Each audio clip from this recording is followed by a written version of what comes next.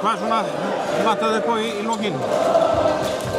Þetta var nú bara klötsi moment þarna og fengið nú lélega tvær síðustu sóknirnar hjá okkur en það var margt mjög fínt í þessu leikar og margir tæknifeilar í þessu og hérna þetta gæti bara dottið okkar megin sko í dag, miklu meir enn í leik 1 og 2. Þetta var passjón og frábær mæting og ég vil kannski bara byrja því að óska frömmurum til hamingju með sigurinn og Íslands og bikarmeistarar og bara flott lið og flott þjálfarar þeim. Já, en það svona náttúrulega eðlilega mikil vonbrigði að tappa þessu ekki síst að tappa 2 leikjum á heimavelli. Já, ég meina mestu vonbrigðin voru eiginlega sko, eins og ömurlegt að þetta sé búið núna því að þetta er svo gaman. Líka bara fyrir handboltan og allt, þetta er bara glatað sko, glötuð tilfinning.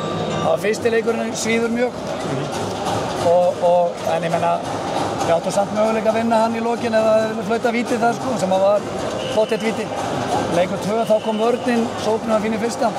Núna í dag var svona fast með mesta passjónið og svo vantaði bara pingu lítið. Já, það vantaði bara lítið upp og þið eigið möguleika á að komast inn yfir undir lokin og... Já, svona aðeins kannski setja, ekki það mann ennur ekki að kíkja á þetta strax en síðustu 2 sóknirnar hjá okkur þetta er svona, ég hef ekki sett að taka time-out og hjálpaði með aðeins, mér hafði svona vanta að vera beitari þar en ég meina, það er bara svona er þetta. Já, þetta er svona og náttúrulega að tapa 3-0 það er ömurlegt sko. Það er ömurlegt. Það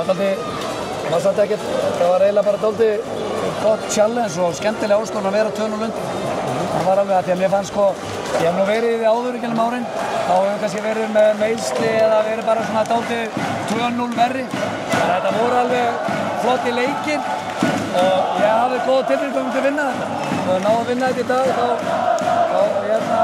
var ég enn sannfærður með því Íslandsmeistar. Já, mér þá var alltaf opið aftur sko. En svona er þetta. Það er lítið sem vantar alltaf upp á það er svona lítið sem vantar upp á í lokin þegar þetta er gert upp. Ég er að mörguleiti líka bara mörguleiti er ég líka eins og það er ömurlegt að vera 3-0 undir og þú verður fúll í 2 vikur jafnvel lengur og það brennur sko. Þá er ég á móti líka ágætlega stoltur á þessu liði. Við gátum eiginlega ekkert í haust og mikla breytingar og við vorum ekkert líklegir að fara eitthvað í finals. Íslandsmeistarar. Það segja marga góð sprett í vetur og áttum bara að gera betur núna og áttum að vinna sjálfsögðu titil, það er það sem við viljum.